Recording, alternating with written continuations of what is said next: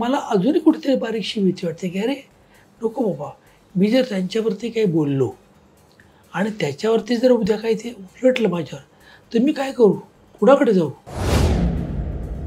कारण ज्या वेळेला तुमच्यावर संकट येतात तो तुम्हाला इतपतच संकट देतो की ती सहन करायची तुमच्यामध्ये ताकद असायला पाहिजे. आणि जर जास्त मोठं संकट असेल तर ती ताकदही तो देतो. त्यामुळे एक मानसिक खंबीरपणा कसा ठेवायचा, आणि ह्याला जो आजार झालाय त्याच्यातनं हा मानसिक जर खचला असेल तर आपण त्याच्यासमोर जर रडत बसलो तर तो आणखीन खचेल. त्यामुळे आपण त्याला उभारी देणं गरजेचं आहे. या दृष्टीने मी आणि गंधार खूप पॉझिटिव्हली त्याला हे करत होतो, त्याच्याशी वागत होतो. ज्या वेळेला पहिलं किमो करायचं ठरलं, मी आमच्या इन्शुरन्स कंपनीला कळवलं की बाबा असं असं झालेलं आहे, मला किमो करायची आहे. आणि नेमकं आम्ही नानावटीत किमो करणार होतो आणि नानावटी त्यांच्या लिस्ट ऑफ कॅशलेस हॉस्पिटल्समध्ये होतं. तर जी मुलगी एजंट होती ती म्हटली की हां तुम्ही कॅशलेस फॉर्म भरा, सगळं होईल वगैरे. मी कॅशलेस फॉर्म भरला. फेब्रुवारीमध्ये किमो सुरू झाल्या आणि मला कंपनीचं लेटर आलं की तुमचा इन्शुरन्स आम्ही अप्रूव्ह नाही करत आहोत, कारण याला डायबिटीज आहे ते तुम्ही आम्हाला सांगितलं नाहीत. तेव्हा मी रोह्याला बँकेत होतो. अच्छा. आणि मी बँकेतून येणार होतो, तर मला यायला उशीर झाला. तर लक्षात वाट बघत होतो, तेवढ्यात रंगमंचावर एक घोषणा झाली, प्रेक्षकांमध्ये जर लक्ष्मीकांत बेर्डे असेल तर त्यांनी कृपया रंगमंचावरती यावं. लक्ष असं इकडे तिकडे बघत, कॉलर टाईट करत, अरे वा माझं नाव घेऊन माझ्याबद्दल बोलत आहेत.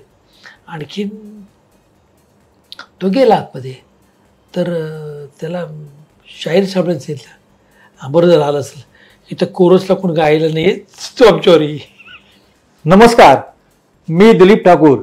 इट्स मजा या लोकप्रिय डिजिटल चॅनलच्या हॅशटॅग ठाकूर विचारणार या आमच्या गप्पा टप्पांच्या कार्यक्रमामध्ये, म्हणजे मी मूळचा गिरगावकर आणि मी आता मूळचा गिरणगावातला असलेला अशा विजय कदमच्या अंधेरीतील येथील निवासस्थानी आलेलो आहे. नमस्कार. नमस्कार विजय, सगळ्यात पहिलं ना तुझं खास खास खास अभिनंदन, कारण कान्स आंतरराष्ट्रीय चित्रपट महोत्सवामध्ये अनुराग कश्यप दिग्दर्शित केनडी हा चित्रपट तिथे दाखवला गेला आणि महत्वाचं म्हणजे त्याच्यामध्ये तुझी भूमिका आहे. हो. काय म्हणशील तू?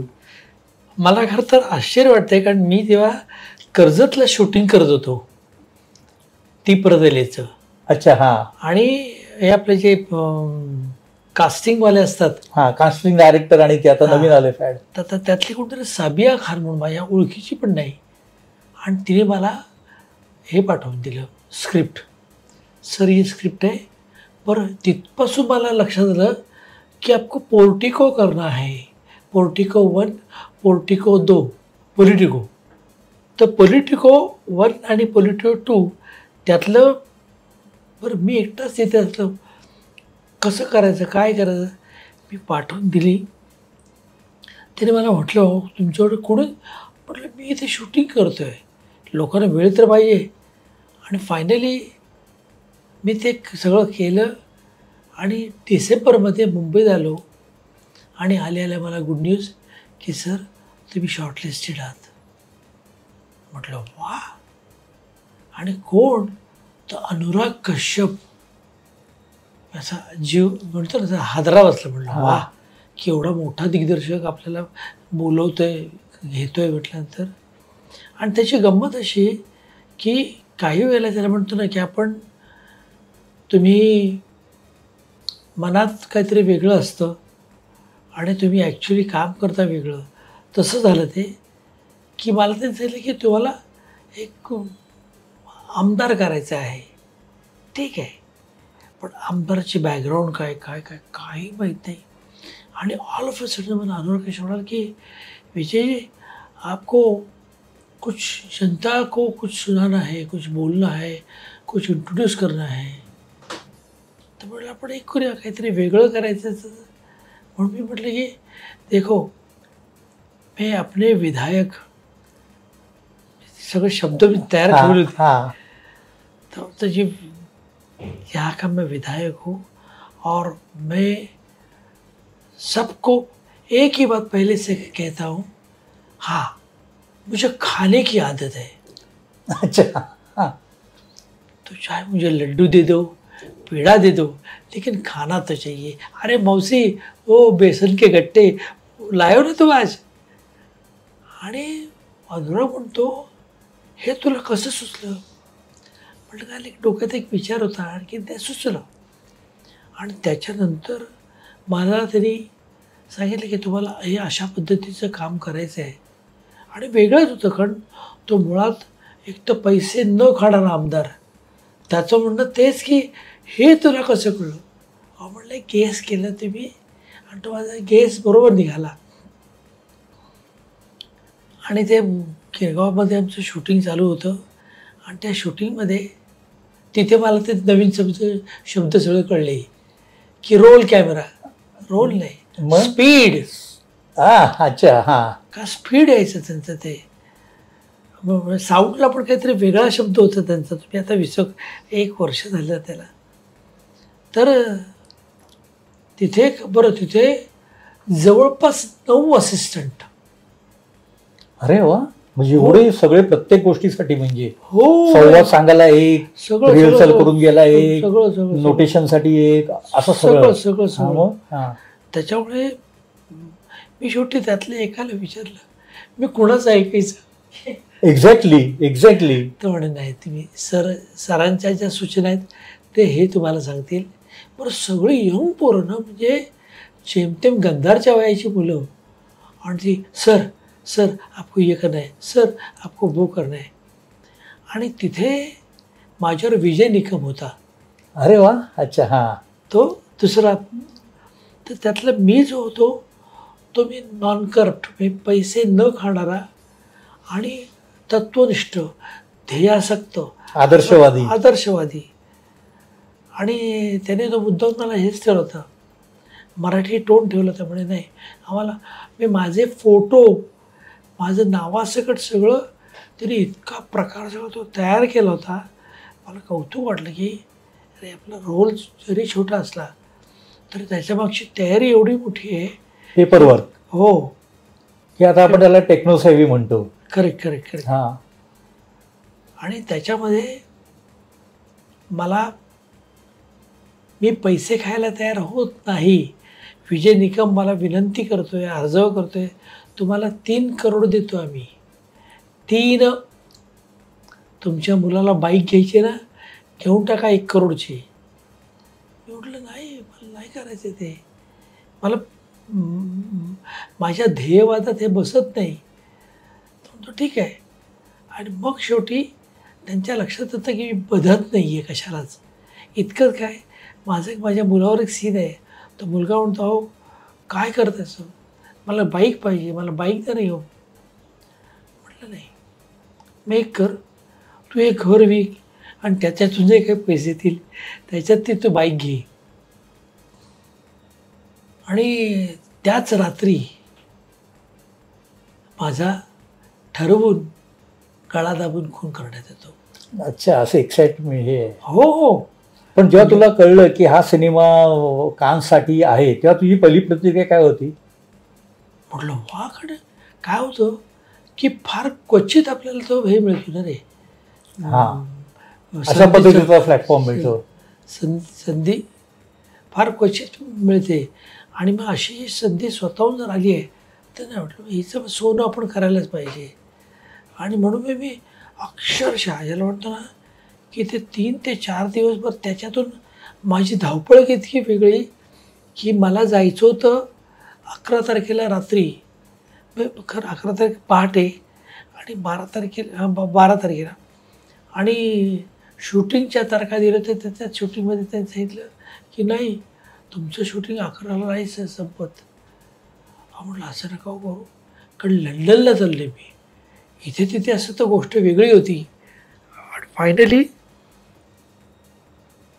मी हे झालं माझं काय तो त्यांनी संपवलं. पण शेवटच्या दिवशीचा त्यांनी जो काय फाईट सिक्वेन्स केला, जवळपास एक 10 ते 12 जण फाईट कंपोजर, फक्त फाईट कंपोजर, क्रेन, बीट, इतके वेगळे प्रकार, कारण ते मला हे करतायत. बरं, गंमत अशी की मला गळा दाबून ते मारतायत. पण ते कसं, तर अनुराग कश्यप फार क्वचित यायचे सेटवरती, कारण सगळं त्यांनी तयारीत इतके होते. तर मी विचार तुम्ही काय कराल, तर म्हटलं मी एक करतो ना की मला उशीने जेव्हा माझी जेव्हा मान दाबण्यात येईल तेव्हा म्हटलं मी सरकवतो माझी मान, आणखीन बाकी सगळं होऊन जाईल. अरे हां. मग ते तिथेच शिकलो मी. त्याला म्हणतो ना की सगळं असतं ते. पण हा चित्रपट जेव्हा, कारण हा कान्ससाठी बनवला असल्यामुळे तो प्रदर्शित तसा फार कमी झाला. पण ज्या ज्या लोकांनी पाहिला त्या प्रत्येकाने आवर्जून कौतुक केलं की अरे मला आश्चर्य वाटलं की हा लोकांना इतका कसा काय आवडला आहे. मग कारण इतका छोटा रोल होता, पण नाही बाबा हे झालंच त्याने, लोकांना आवडला होता तो चित्रपट. पण तो आता अलीकडे प्रवीण तरडेच्या धर्मवीरमध्ये पण काम केलं, म्हणजे जो सिक्वल येते तो अनुभव काय आहे? तो अनुभव तो वा प्रेम त्याला तर मला तर वेगळेपणा इतकं जाणवतो की प्रवीण तरडेचं मला कौतुक करावं असं वाटतं की अनिल बाबर आमदार, आत्ताच त्यांचं एक 2 महिन्यापूर्वी निधन झालं, तर त्यांनी तिथे हो सांगलीला त्यांनी जे काही ज्या पद्धतीने हे केलं होतं, मी 9 फाउंडेशनचे ॲवॉर्ड ह्या माणसाने मिळवून दिले फक्त पाण्याचा पुरस्कार. तर असं समृद्ध असलेलं त्यांनी, तर त्या यांच्याबद्दल अनिल बाबरांच्या सारखा मला फक्त एक छोटासा इथे पॅच लावला, सेम,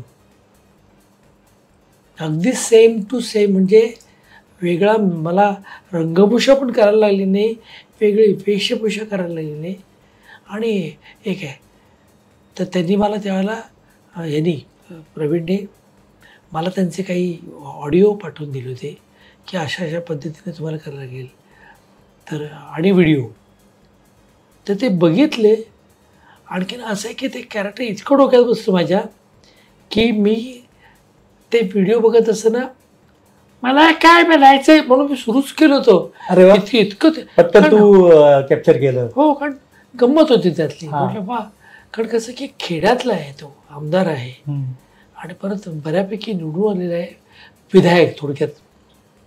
पण आणि प्रवीण तरडेचं कौतुक आणखीन एका गोष्टीसाठी की दादा भुसेंपासून ते दिसणारा प्रत्येक आमदार त्यांनी तसाच्या तसा निवडला होता. त्यांनी वेगळी तरी वेशभूषा नाही का रंगभूषा नाही. मला सांगा, आता एवढी वर्ष आपण आहोत या मनोरंजन क्षेत्रात, पूर्वी आपण मराठी चित्रपटसृष्टी, रंगमंच, दूरदर्शन अशी कॅटेगरी करायचो, पण आता तुला बदल काय जाणवतोय सगळ्याच बाबतीत?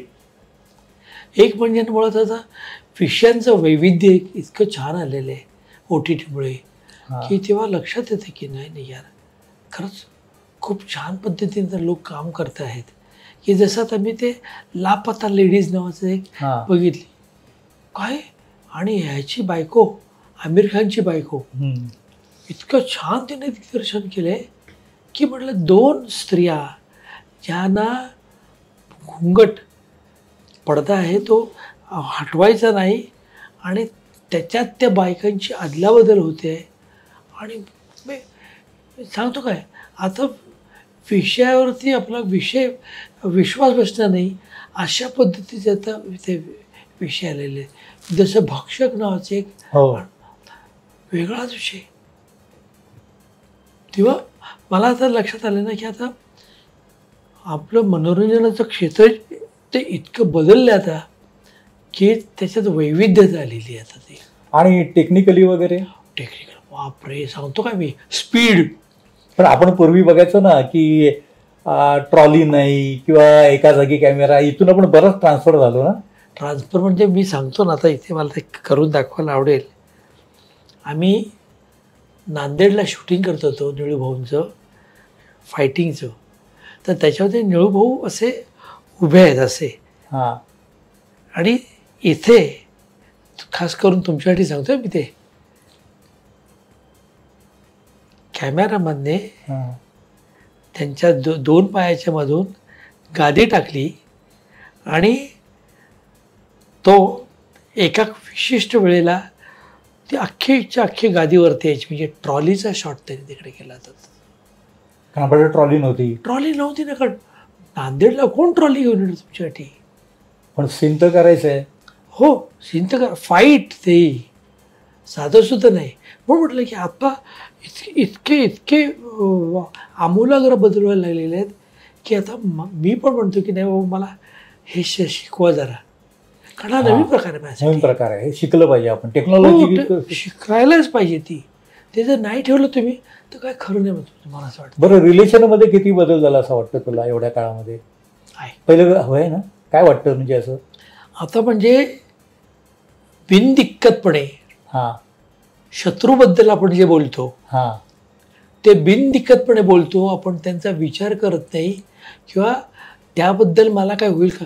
कारण मला अजूनही कुठेतरी बारीकशी भीती वाटते की अरे नको बाबा, मी जर त्यांच्यावरती काही बोललो आणि त्याच्यावरती जर उद्या काही ते उलटलं माझ्यावर तर मी काय करू, कुणाकडे जाऊ.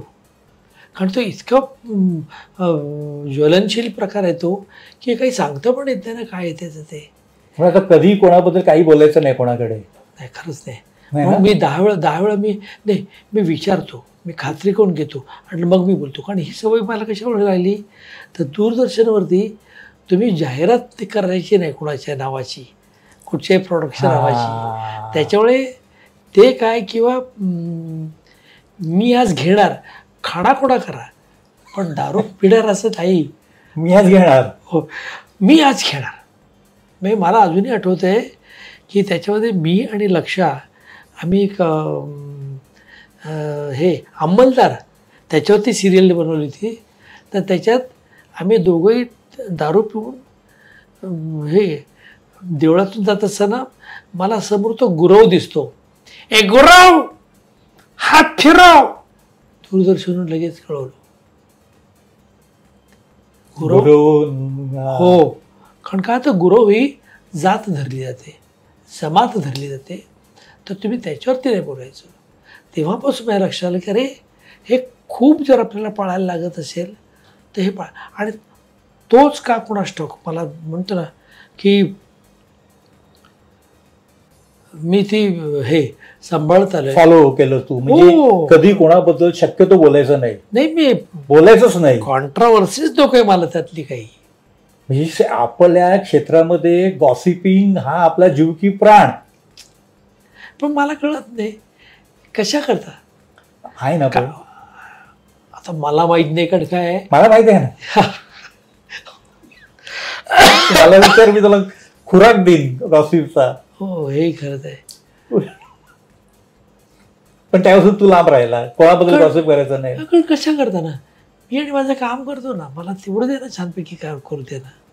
कशा करता लोकांच्या बद्दल बोलण्यापेक्षा लोकांनी आपल्याबद्दल बोललो, चांगलं बोललो, हे खोडगाट मनाशी बांधल्यामुळे ना त्याचा त्रास कधी झालाच नाही मला.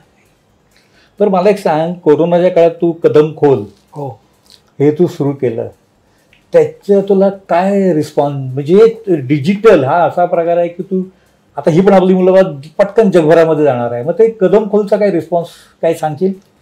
त्याला कारण म्हणजे माझी बेवडी. अच्छा. हो, कारण नो डाऊट पद्मश्री आणि गंधारचा तर आग्रह चालू होता की अरे बाबा नुसताच बसलेस तू काहीतरी कर. तर तेवढ्यात पल्लवीने मला सांगितलं की अरे विजय बघ ना तुला काय करता येत असेल तर मी विचार केला काय नाही, ह्या आमच्या कम्प्युटरच्या कॉर्नरला ही खुर्ची सेट केली, समोर कॅमेरा लावला ट्रायपॉडवरती, आणखीन सुरू. बरं सुरू म्हणजे विषय कुठे रोज चालायला जायचो ना, तिथे सगळा तो विषय घोळला जायचा तो, आणि आलं की सुरूच करायचं आणखी संपवायचं. 9 मिनटं 10 मिनटं. कारण मी तेवढा वेळ काय ठेवला होता कारण नाही, कारण लोकांकडे तेवढा वेळ नाही आहे. आणि हे कुठपर्यंत, जोपर्यंत कोरोनाचा तडाखा होता तोपर्यंत. एकदा त्याच्यातून लोक बाहेर पडल्यावर मी थांबवलं. पण त्याच्यामध्ये तू चांगली आठवण सांगितलं, विनय खेडेकरच्या पार्टीमध्ये सचिन तेंडुलकर. हो, सांग ना आमच्या प्रेक्षकांना अगदी काय झालं की विनय येडेकर हा आमचा सगळ्यांचा लाडका आणि जवळचा दोस्त. हा. आणि तेवढाच त्याचे लाडके कोण आहेत तर सचिन. बरं हे तो आम्हाला बोललाच नव्हता. त्या दिवशी त्यांनी आम्हाला सगळं सांगितलं आपापल्या बायका कॅन्सल करा, आणायच्या नाही, काही नाही, बायकांना आणायचं नाही आपल्या. अरे पण पार्टीला यायचं ना. हां मग ते. आणि MIG क्लबमध्ये वरती दुसऱ्या बंधावर आम्ही पार्टीसाठी सगळे गेलो. आणि अशा गप्पा चालताना एका क्षणी मला चेहरा अजूनही प्रसंग आठवतो आहे की एका क्षणी बोलता बोलता सगळेजण हो नाही हो नाही असं करत प्रत्येकाला कळलं की सचिन येतोय. आणि तो शांतपणे येत होता. बरं तो येतोय म्हटल्यानंतर आम्ही आहोत त्याच क्षेत्रातले आहोत, प्रसिद्धी आम्हालाही पण आहे, लोक आम्हालाही ओळखतात. पण नाही त्या दिवशी आम्ही हावऱ्यासारखी हे विनय एक फोटो, विनय एक फोटो. नशिबाने अजित तेंडुलकर त्याचा भाऊ जो आहे तो माझा प्रचंड वेडा फॅन आहे. मग त्याच्याकडे गेलो. अजित ठीक आहे. अरे पण त्याने तिथे 2-3 जण होत्या त्याला. तर नाही तू ओळख करून द्यायचीस. तर त्याने माझ्या नावाची तर ओळख करून दिली. आणि सचिन तेंडुलकर आपल्या जागतिक दर्जाचा फलंदाज आणि गोलंदाज. आणि तो आपला शांतपणे सगळं चाललं आहे. आणि तेच करत असताना माझं काय चालू होतं माहिती का, मी फक्त तिची मनगट बघत होतो की काय ताकद आहे ह्याच्यात, की या पद्धतीने त्यांनी आपापली ह्याला म्हणतो ना की जादूच्या कांडीसारखी त्यांनी आपली बॅट फिरवली आहे आणि इतक्या धावा काढल्यात. आणखी झालं गप्पा झाल्या. बाकी कसं आहे ठीक आहे तुम्ही हे आता मी त्याचा आवाज नाही काढता येणार मला, पण इतक्या आस्थेने विचारलं त्याला. नाही तर मला सांगा कोणाला एवढं हे असते नाही. आणि एवढ्या जागतिक ख्यातीच्या माणसाने आपल्याला प्रेमानं कसं चाललंय काय चाललंय हे इतकंच नाही तर सचिनचा मला आलेला आणखीन एक वेगळा अनुभव. हे सगळं अजितच्या जीवावरती माझी दादागिरी चालू असते, नाही काय हरकत नाही ना. पण हां तर सचिन जेव्हा हे झाला निवृत्त झाला तेव्हा आमच्या याच्या ऑस्ट्रेलियामधल्या आमच्या काही दोस्ताने त्याच्यावरती आरती लिहिली होती. आरती आणखीन जय देव जय देव जय सचिन देवा असं. आणि त्याची इच्छा होती की सचिनने बघावं. तर मी विनंती केली. म्हटलं काय अजित काय करता येईल आपल्याला. तर म्हणे काळजी नको, एका अटीवर सचिन त्याच्या ज्या काय हे त्याच्यावरची प्रतिक्रिया ती तो मला रेकॉर्ड करून पाठवेल. कारण का तर सचिनला त्याचा मोबाईल नंबर जो आहे तो व्हायरल होता कामा नये. म्हणजे किती माणसं सांभाळतात स्वतःला, त्याच वेळेला भावना देखील सांभाळतात. आणि आपल्या चाहत्यांबद्दलचं प्रेम ते काय निर्विवाद सत्य म्हणजे काय. पण तू सचिनचं नॉर्मल पण सांगितलं, पण तू काय नॉर्मल राहिलास. कारण मी ॲबनॉर्मल नाही आहे. नाही पण काहीतरी असेल ना. म्हणजे यश लोकांच्या डोक्यात जातं. पण आपण असे काळामध्ये आलो ज्या खूप आपला संघर्ष होता. मला चांगलं आठवतं की 12 वर्षाच्या करिअर नंतर तू पहिली गाडी घेतली. हो बरोबर आहे. आताचे कलाकार गाडी आणि मैत्रिणी दोन्ही एकत्र घेऊन येतात किंवा काय जे काय असं ते काय हरकत नाही ते हे आहे. पण त्याच्यामध्ये रहस्य काय की डोक्यात यशाची हवा जाऊ न देणे. कारण तू मराठी चित्रपट केला, रंगभूमी केलंय, लोककलेतून आलेला आहेस तू, दूरदर्शन केलं, काय नाही केलं, गजरा केला लक्षाबरोबर. हे यश आहे ना हे पचवणं सोपं नाहीये. फक्त एकच काय विचार केला विचारे आज मी एवढ्या मोठ्या मानेने वावरतोय पण उद्या डाऊनफॉल माझा सुरू झाला तर काय. मला गिरणगावानं शिकवलं की आहे त्या जागेवरती सणसणीत खणखणीत उभं राहायचं, श्रमजीवी की जेणेकरून तुम्हाला श्रमणारे हात आणि फुलणारी मनं हे माहिती नाही. विनायक आपले आयरेनचं एक हे होतं, सदर यायचं ते मला ते आवडले होते. तर मी म्हटलं की हे खरं आहे.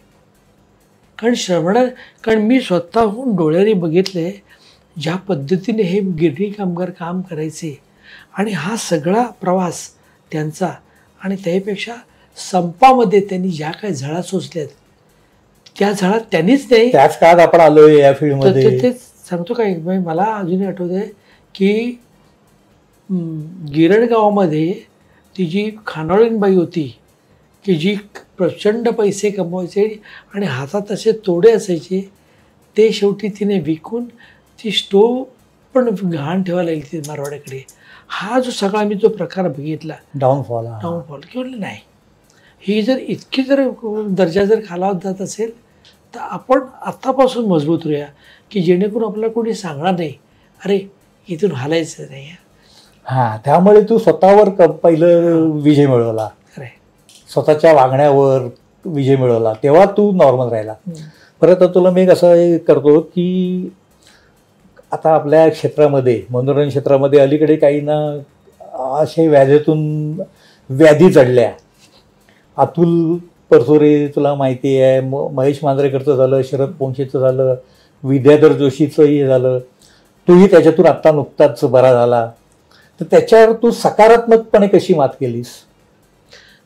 माझी सौभाग्यवती आणि गंधार या दोघांनी, ज्याला म्हणतो ना की इतके असे खंबीर उभे राहिले, त्याच्या एक सकारात्मकता ती तिथेच आली. आणि दुसरं असं होतं की ही त्याला म्हणतो की आपण हे स्वप्न असं समजू, आपण वाईट स्वप्न समजू पाहिजे तर. हां, आणि त्यामुळे काय आलं की त्याच्यातून बाहेर पडलो लवकरात लवकर म्हणजे शक्यतो लवकरात लवकर बाहेर पडत नाही. बरोबर आहे. पण ज्या किमो आहेत हे आहेत त्याचे तसे वेगळे परिणाम झाले नाहीत. आणि नशिबाने चांगले डॉक्टर्स भेटले, त्या डॉक्टरने केलेलं मार्गदर्शन, आणि त्याहीपेक्षा होतं दोघं. आपण पद्मश्रीशी थोडं बोलूया. अरे खाणे या अशा एकूणच आव्हानात्मक काळामध्ये की तुम्हाला मदत अशी कोणाची झाली? ऍक्च्युली काय माहितीये, मला असं वाटतं की पहिली मदत ईश्वराची. कारण ज्या वेळेला तुमच्यावर संकट येतात तो तुम्हाला इतपतच संकट देतो की ती सहन करायची तुमच्यामध्ये ताकद असायला पाहिजे. आणि जर जास्त मोठं संकट असेल तर ती ताकदही तो देतो. त्यामुळे एक मानसिक खंबीरपणा कसा ठेवायचा, आणि ह्याला जो आजार झालाय त्याच्यातनं हा मानसिक जर खचला असेल तर आपण त्याच्यासमोर जर रडत बसलो तर तो आणखीन खचेल. त्यामुळे आपण त्याला उभारी देणं गरजेचं आहे. या दृष्टीने मी आणि गंधार खूप पॉझिटिव्हली त्याला हे करत होतो, त्याच्याशी वागत होतो. आणि अशी आपल्या इंडस्ट्रीमध्ये मी जास्त कोणाला कळवून दिलं नव्हतं उत्तम त्यावेळेला.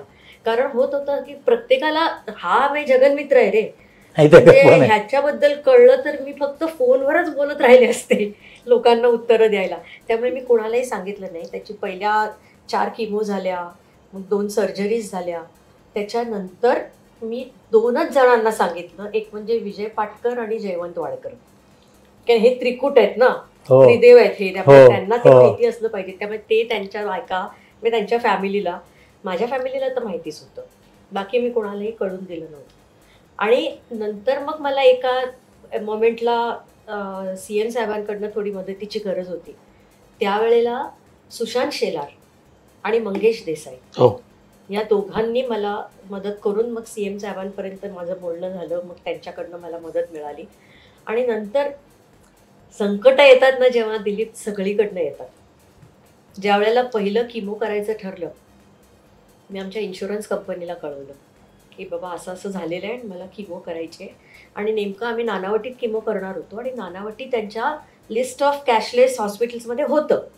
तर जी मुलगी एजंट होती ती म्हटली की हां तुम्ही कॅशलेस फॉर्म भरा, सगळं होईल वगैरे. मी कॅशलेस फॉर्म भरला. फेब्रुवारीमध्ये किमो सुरू झाल्या आणि मला कंपनीचं लेटर आलं की तुमचा इन्शुरन्स आम्ही अप्रूव्ह नाही करत आहोत, कारण याला डायबिटीज आहे ते तुम्ही आम्हाला सांगितलं नाहीत. म्हटलं असं कसं शक्य आहे, त्याला 14 वर्ष डायबिटीज आहे, 14 वर्ष वेगवेगळ्या कंपन्यांकडे माझा इन्शुरन्स आहे, आणि तुमच्याकडे मी पोर्ट केलेली पॉलिसी आहे, बघा तुमच्या पॉलिसीच्या पहिल्या पेजवर लिहिलेलं आहे त्याला डायबिटीज झाला आहे. ते रिफ्यूजच केलं. मग त्यामुळे ती एक लढाई. मग मी भीमा लोकपालमध्ये त्यांच्या विरुद्ध केस केली. ती केस मी जाऊन त्यांच्या त्या केसच्या तारखेला जाऊन हजर राहत होते त्या LICच्या बिल्डिंगमध्ये पार्ल्याला. तिथे जाऊन ती केस लढून माझ्या बाजूने निकाल लागला, तरी ते पेमेंट करायला तयार नाहीत. मग मी फडणवीस साहेबांकडे अप्रोच केला. त्यांना जाऊन भेटले. त्यांचे प्रशासकीय अधिकारी आहेत संतोष राऊत म्हणून, त्यांनी मला खूप मदत केली. खूपच. आणि त्यामुळे थोडे थोडे आता रिकवर व्हायला लागले. पण पैशाचं पण पाठबळ लागतं रे. हा काही स्वस्त आजार नाहीये. नाही, कुठलाच आजार स्वस्त नाहीये. एकदा आपण आणि त्यामुळे ही काही जी मंडळी आहेत ज्यांची मला मदत झाली त्यांचा उल्लेख डेफिनेटली. पण पहिली महत्वाची गोष्ट म्हणजे ह्यांनी मनातनं खूप खंबीर राहिला.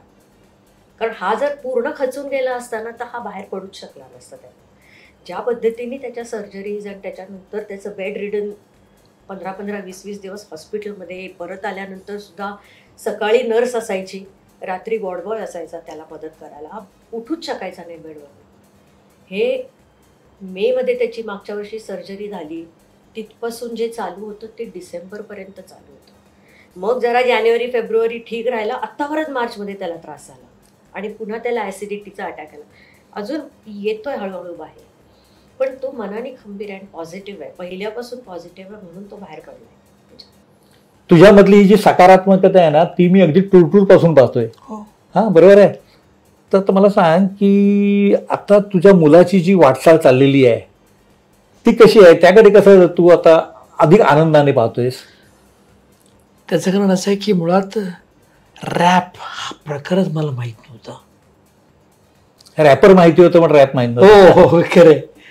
आणि जेव्हा त्यांनी आम्हाला सांगितलं की बाबा मी असं करतोय, बाबा मी तसं करतोय, आणि जेव्हा त्याच्या संबंध कार्यक्रमाचे मी बघितला की म्हटलं नाही, हा प्रकारच वेगळा आहे हा.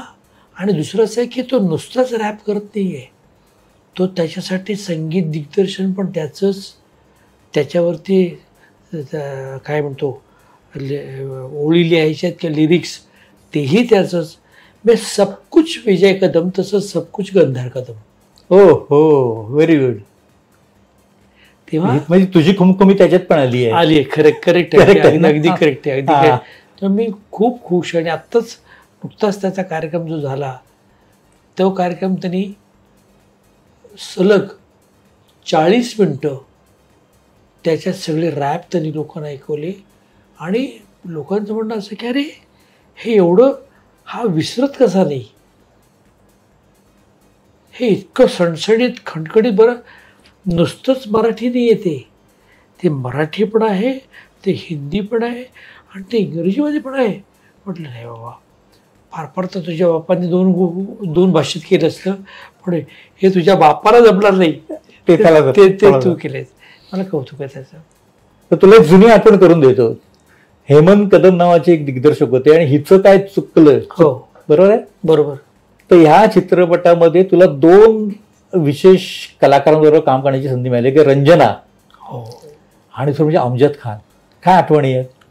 रंजूताईंनी मला कॅमेरा फेस कसा करायचा तिथपासून पहिल्या दिवसापासून मला शिकवलं. तरी हे इथे नाही, इकडे बघ तर दिसशील, अरे ते हे नको, ते कर.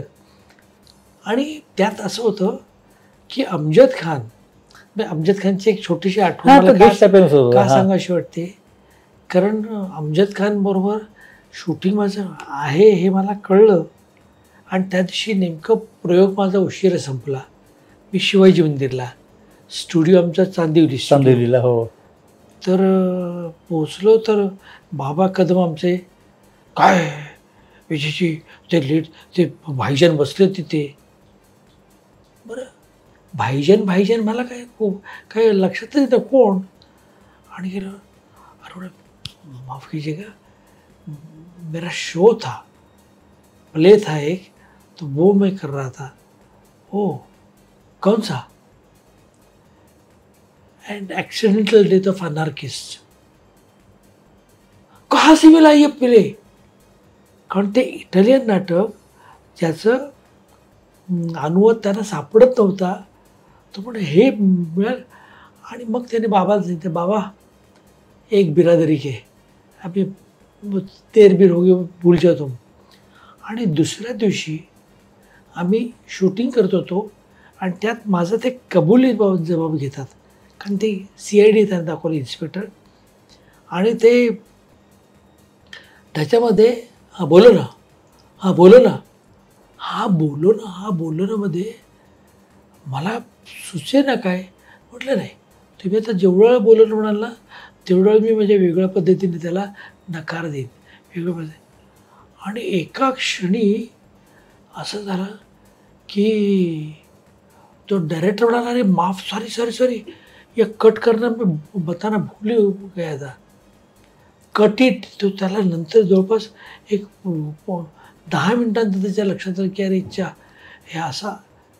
आणि हे सगळं झालं आणि तिसऱ्या दिवशी आमचं गाण्याचं शूटिंग चालू होतं आणि एक सफेद रंगाची ॲम्बॅसेडर अशी सफाईदार वळणं घेत तिथे येऊन थांबली. मागचा दरवाजा उघडला आणि भाईजान अमजद खान बाहेर आले. Vijay, it was pleasure to work with you. आसमान ठेंगणं झालं होतं की काय की आपण करतो काम पण आपल्या कामाची दखल इतक्या मोठ्या पद्धतीने आणि वेगळ्या पद्धतीने घेतली जाते. ती गंमत आहे त्यातली. वा. आता तुला मी काही फोटो दाखवतो, त्या फोटोच्या आठवणी सांगतो. कार्टी प्रेमात पडली हे नाटक रत्नाकर मतकरींचं लिखित. दामबाप म्हणजे आम्ही त्याला आदराने दामबाप म्हणायचो. दामू कोकरेने दिग्दर्शित केलेलं. लक्षा आणि मी. आणि याची मला गंमत सांगायची वाटली म्हणजे ह्या नाटकामुळे वर्षा उसगावकर ही नवीन नायिका लोकांना माहीत झाली. आणि ती आजही कौतुकाने सांगते की विजय, ज्या पद्धतीने तू माझ्यावर काम केलंस, मला कुठेही असं जाणून नाही दिलं. म्हटलं अरे त्याच्यात काय आहे की आपण काम करतो म्हटल्यानंतर. आणि खरंच हे नाटकच इतकं गमतीशीर होतं की त्यात तिचा माझ्यावरचा पहिला जो प्रसंग आहे, सणसणीत माझ्या कानाखाली ती मारते आणि ती दरवलं, विजय सॉरी लागलं का तुला. म्हटलं तर ते मारलंच ना, आता विसरून जातो. प्रत्येक प्रयोगाला इच्छा माझी पुरी करा. 1986 सालात ऑक्टोबरमध्ये सुरेखा काटकर ही, तर तिच्यावर मी. आणि ह्या नाटकाची गंमत अशी आहे की याच्यामध्ये मुळात लक्षा आणि मी आम्ही काम करणार होतो. पण लक्षा इतका बिझी झाला होता तर लक्षाने सांगितलं की नाही बाबा एक करा, विजयला द्या. त्याच्यावर माझी शिपाई होतो, त्या शिपाईची बढती मला मिळाली आणि मी हवालदार झालो पिच्छातला. हो. याची तर गंमत मी सांगतो ना. म्हणजे आज जर लक्ष असतं तर लक्षात तेच सांगितलं असतं की मार्मिकचा 13 ऑगस्ट षण्मुखानंदला मोठा वर्धापन दिन साजरा व्हायचा. आणि तेव्हा मी रोह्याला बँकेत होतो. अच्छा. आणि मी बँकेतून येणार होतो तर मला यायला उशीर झाला. तर लक्ष वाट बघत होतो. तेवढ्यात रंगमंचावर एक घोषणा झाली, प्रेक्षकांमध्ये जर लक्ष्मीकांत बेर्डे असतील तर त्यांनी कृपया रंगमंचावरती यावं.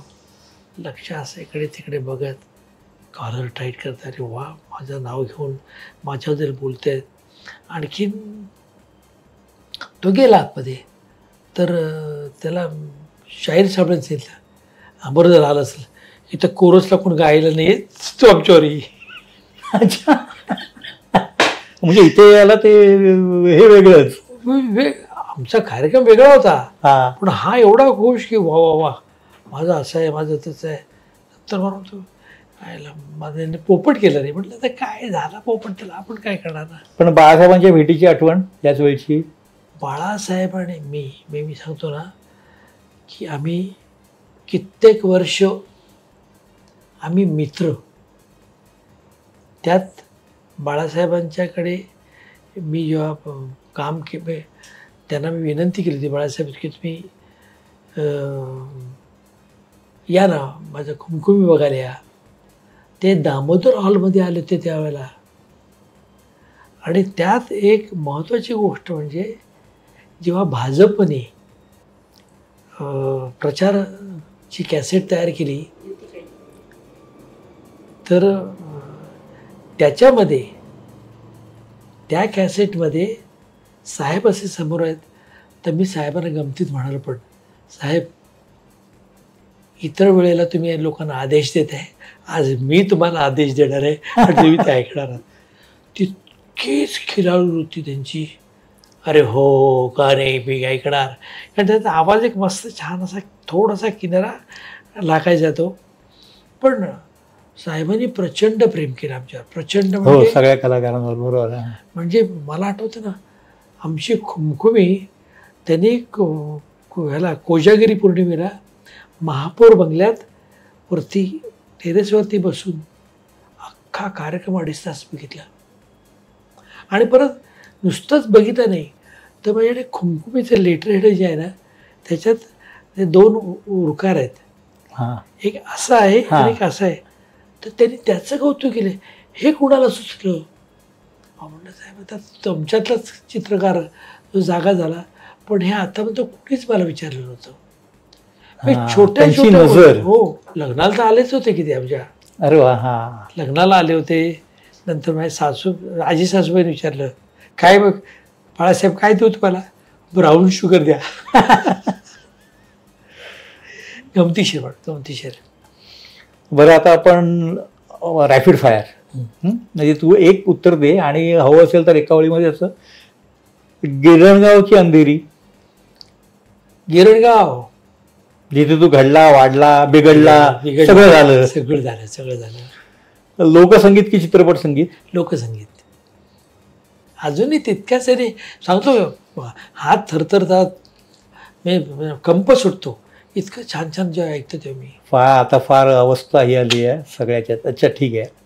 सिंगल स्क्रीन थिएटर की OTT? Single screen. आपलं भारत माता, जय हिंद, गणेश जिंदाबाद. तिथे 4 महिने सलग चित्रपट चालला होता. हळद रुसली कुंकू असलं. हो, ते मी विसरू शकत नाही ना आजही, की ही एवढी माणसं गोळा करून आणायची आणि त्यांना बघायला लावायचं. नाही, अशक्य आहे. Single screen theatre. Makeup room की व्हॅनिटी? Makeup room. कारण काय आहे की मेकअप रूमला तुमचा संवाद साधला जातो एकमेकांशी. व्हॅनिटी एकटी पण येतं, कृत्रिम पण येतो. दामोदर की शिवाजी मंदिर? दामोदर. गिरणगाव. त्याचं कारण सांगतो मी. कारण सई परांजपे ही पिक्चर पाहायला दामोदर आले होते. नाही म्हणे मला गिरणगावातलं नाटक आहे, मला गिरणगावातच बघू देते. त्याच्यावर त्या गिरणगावाने प्रचंड माझ्यावरती उपकार केले आहेत. मला प्रचंड घडवले त्याने करतात. इरसाल कार्टी की ठोसास ठोसा? इरसाल कार्टी. लक्ष आणि तू. हो, कारण गंमत आणली ते आम्ही. पितंबर काळे सगळं. आता शेवटचं आहे. गावरान गंगू की हळद रुसली कुंकू असलं? हळद रुसली कुंकू असलं. नागेश दराचं. कारण त्याची सांगतो ना मी. आता हा चित्रपट त्याचे 2च किस्से सांगतो. एकेका ओळीचे किस्से आहेत. म्हणजे तंबूतला जो सिनेमा आहे, त्या तंबूतल्या सिनेमा करणाऱ्या एका मालकाने मला सांगितलं की त्याने हळद रुसलीच्या वरती 15 लाख रुपये कमवले त्या काळात. आज कोटीमध्ये गेले. हो ते. आणि आजही आता बघा ना, माझ्या अंदाजाप्रमाणे हळद रुसली कुंकू असली 25 वर्ष झाली. हो झाली, 30 वर्ष झाली. आजही खेड्यात गेलो, नाम्या आला. हे नाम्या म्हणजे मला असं वाटतंय की तुम्हाला तुमच्या याने नावाने ओळखणं, आणि तेही चित्रपटातल्या नावाने, कॅरेक्टरच्या नावाने. नाम्या आजही कुठे गेलं की नाम्या आला. नाम्याची जोडी. अश्विनी भावेंनी पण इतकं अप्रतिम काम केलं होतं त्याच्यामध्ये. तेव्हा अश्विनीचे पण मी म्हणेन ना की अश्विनीवर मी 2 कलाकृती केल्या. एक सिरियल केली आणि एक हा चित्रपट केला. पण दोन्ही ठिकाणची अश्विनी. शाबास सुनबाईमध्ये पण होत असतो तिच्या. हो, पण त्याच्यात कसं आम्ही मित्र दाखवला. शाबास सुनबाई तिचा पहिला सिनेमा. ते दिनेश डायरेक्ट, म्हणजे भालजींच्या सिनेमाची जी रिमेक होती, भालजी भेंडारकरांच्या. त्या चित्रपटामुळे मी सांगू मला काय मिळालं. भालजींसारखा दोस्त मिळाला. लोक घाबरायचे भालजींशी गप्पा मारायला. मी जाऊन बाबा, मग बाबा तुम्ही ते ह्याचं काय केलं? अरे तुला सांगतो विजय, मी त्याला हे असं होतं आणि ते आठवणीत रमायचे. आणखीन काय पाहिजे? जयप्रभामध्ये आम्ही एकदा दादा कोणत्यांच्या शूटिंगसाठी गेलेलो, ते आम्हालाही भेटायचा योग आला. ते आता त्यांचे अखेरचे दिवस होतो आपण जेव्हा भेटलो तेव्हा. तर मित्र, असा हा विजय कदम, अतिशय गप्पिष्ट, म्हणजे इतक्या त्याच्याकडे आठवणी आहेत, किस्से आहेत, गुस्से पण आहेत आणि कोणाबद्दल कधी गॉसिपिंग नाही. आम्ही चांगले मित्र आहोत. मी गिरगावातून आलो, तो गिरणगावातून आला. आजची त्याची ही मुलाखत, या गप्पा टप्पा आणि त्याने जे काही आठवणी सांगितल्या, त्यात नक्की तो तुम्ही रमला असाल. #ठाकूर विचारणार यामध्ये पुढची सेलिब्रिटी कोण असेल याबद्दल तुम्हाला नक्कीच उत्सुकता असेल. धन्यवाद. मराठी चित्रपटसृष्टीतील लेटेस्ट अपडेट्स आणि गॉसिपसाठी आमच्या चॅनेलला सबस्क्राईब करा आणि बेल ऐकन दाबायला विसरू नका.